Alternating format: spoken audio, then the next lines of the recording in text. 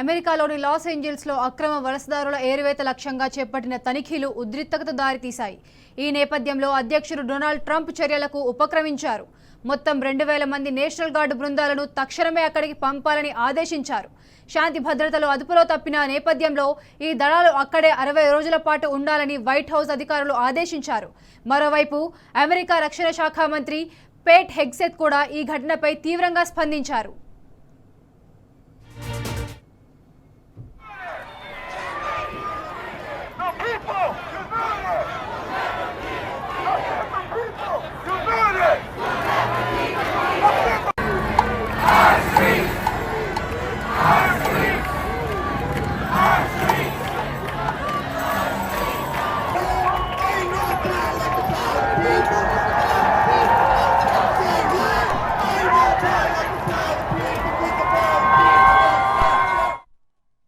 అయితే అక్కడ హింస మరింతగా కొనసాగితే మెరైన్ కమాండోలను రంగంలోకి దించాల్సి ఉంటుందని అధికారులు హెచ్చరించారు.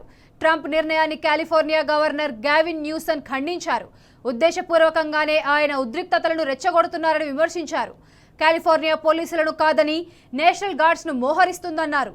శాంతి భద్రతల పేరుతో ఉద్దేశపూర్వకంగానే ట్రంప్ ఉద్రిక్తతలు రెచ్చగొడుతున్నారని చెప్పారు.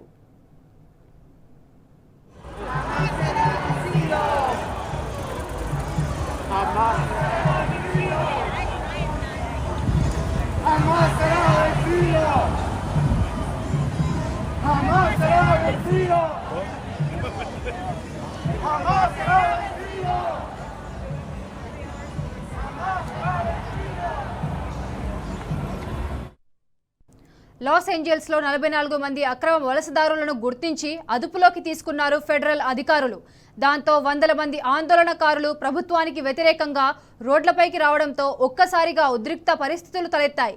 Service employees international union California అధ్యక్షుడు డేవిడ్ హుయోర్టాగ్ను కూడా అధికారులు అదుపులోకి తీసుకున్నారు. దీంతో ఆందోళనకారులు ఫెడరల్ భవనం వెలుపలకు చేరుకొని ఆయనను విడుదల చేయాలని డిమాండ్ చేశారు. వారిని అడ్డుకునేందుకు ఫెడరల్ అధికారులు పెప్పర్ స్ప్రేను ఉపయోగించినట్లు ఆరోపణలు వెల్లువెత్తాయి.